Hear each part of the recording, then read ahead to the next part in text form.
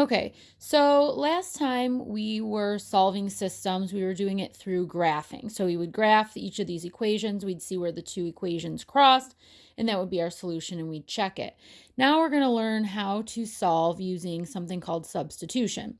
Now remember, substitution just means you're putting one thing in for another thing.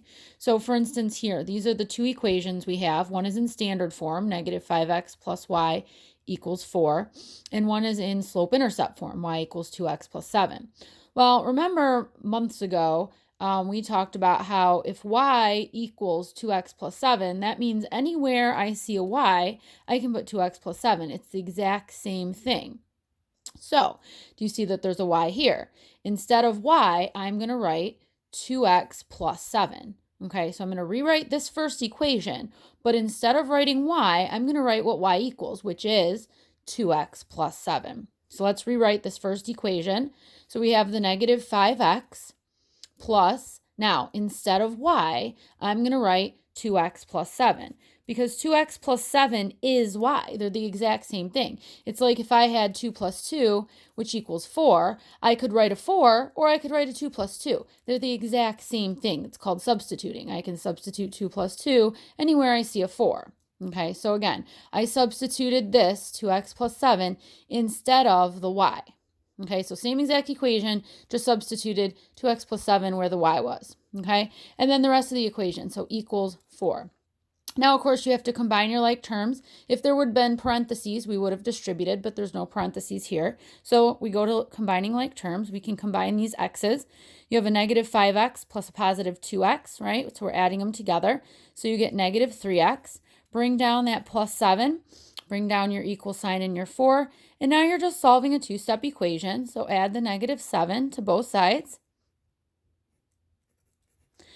And then 4 plus negative 7 is negative 3. Bring down your negative 3x. Divide by negative 3, because we know that's attached to multiplication. So to get rid of it, we're going to divide. Divide by negative 3 over here, and you get x equals 1. Okay, now that you know what your x equals, you have half of an ordered pair, right? You have the x value. But now you're missing the y value. How do you find that? You use that first equation, and you replace the x value in that equation with a 1, okay? So I'm going to write negative 5, and instead of the x, right, instead of times x, I'm going to write what we just got for x, so 1. So negative 5 times 1, and then plus y equals 4, and I'm just going to solve for y. So first you see parentheses, make sure you do that first. You multiply negative 5 times 1, which is negative 5, plus y equals 4. Then you solve, and this happens to just be a one-step equation because there's no number multiplied to y, so that's nice.